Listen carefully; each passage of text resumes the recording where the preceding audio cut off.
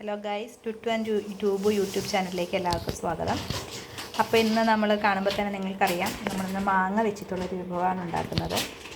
മാങ്ങ വെച്ചിട്ട് ഒരു മാങ്ങ പച്ചടി, അതാണ് നമ്മളിന്ന് ഉണ്ടാക്കാൻ പോകുന്നത്. നമുക്ക് നോക്കാം എന്തൊക്കെ വേണമെന്ന്. അപ്പോൾ ഇവിടെ ഇപ്പോൾ മാങ്ങ ചെറുതായിട്ട് അരിഞ്ഞ്, തൊലി കളഞ്ഞ് ചെറുതായിട്ട് അരിഞ്ഞ് പച്ചമുളകുമായിട്ട് അരിഞ്ഞ് വെച്ചിട്ടുണ്ട്.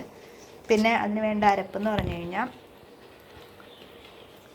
തേങ്ങ, കുറച്ച് കടുക് എന്ന് പറഞ്ഞു കഴിഞ്ഞാൽ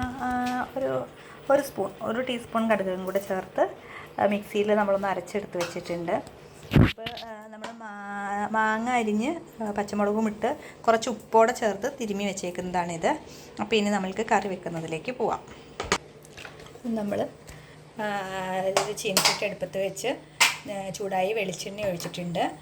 ഇനി ഇതിനകത്തേക്ക് കുറച്ച് ഉലുവ, 2 തരി ഉലുവ ഇട്ടിട്ടുണ്ട്.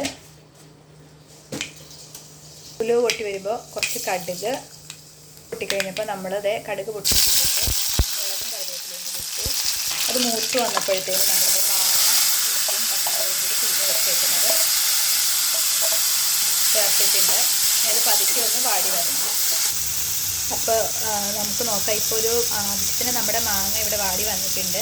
അപ്പോൾ ഇതിൻ്റെ കണക്ക് നോക്കണം എങ്ങനെയാണെന്ന് വെച്ച് കഴിഞ്ഞാൽ ഇതിൻ്റെ പാകം, ആ പച്ചമുളക് ഒന്ന് പതുക്കെ വാടി നല്ലപോലെ ഒന്ന് വാടി തുടങ്ങുമ്പോഴത്തേനും ഈ നമ്മുടെ കറിക്ക് ആവശ്യമായ പാകത്തിന് മാങ്ങ വാടിയിട്ടുണ്ടെന്ന് നമുക്ക് മനസ്സിലാക്കാം.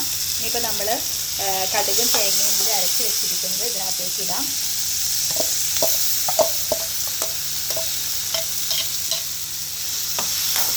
ഇനി നമ്മൾക്ക് ഈ അരപ്പ് ഒന്ന് വാട്ടിയെടുക്കാം. അല്ലെങ്കിൽ നമ്മളെന്താണെന്ന് വെച്ചാൽ കറിയിലൊരു കടുകിൻ്റെ ഒരു പച്ചച്ചവ വരും. അപ്പോൾ ആ പച്ചച്ചവ ഒഴിവാക്കാനായിട്ട് ഈ അരപ്പ് കിടന്ന് നല്ലപോലെ ഒന്ന് മൂത്ത് പതുക്കെ ഒന്ന് എണ്ണ തരുന്ന രീതിയിൽ കുറച്ച് നേരം ഒരു 2-3 മിനിറ്റ് ഒന്ന് വാട്ടിയെടുക്കാം. അപ്പോൾ നമ്മുടെ അരപ്പ് കഴുകി വെച്ച വെള്ളം ഇതിനകത്തേക്ക് ചേർത്തിട്ടുണ്ട്.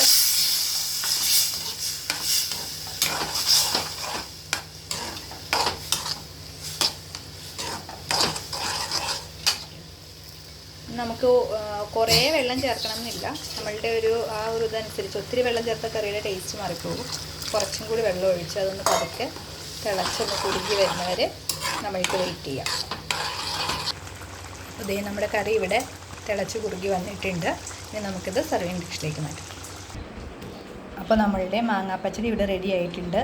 ഇതിപ്പോൾ നമുക്ക് വളരെ പെട്ടെന്ന് ഓഫീസിലേക്കൊക്കെ പോകാം. വേറെ കറി വയ്ക്കാനായിട്ട് പ്രത്യേകിച്ച് നമ്മുടെ കയ്യിലൊന്നും ഇല്ല. ഒരു മാങ്ങ ഉണ്ടെന്നുണ്ടെങ്കിൽ അത് ഓഫീസിൽ കൊണ്ടുപോകാൻ അല്ലെങ്കിൽ കുട്ടികൾക്ക് സ്കൂളിൽ കൊണ്ടുവിടാനൊക്കെ പെട്ടെന്ന് തയ്യാറാക്കി എടുക്കാവുന്ന ഒരു കറിയാണ്.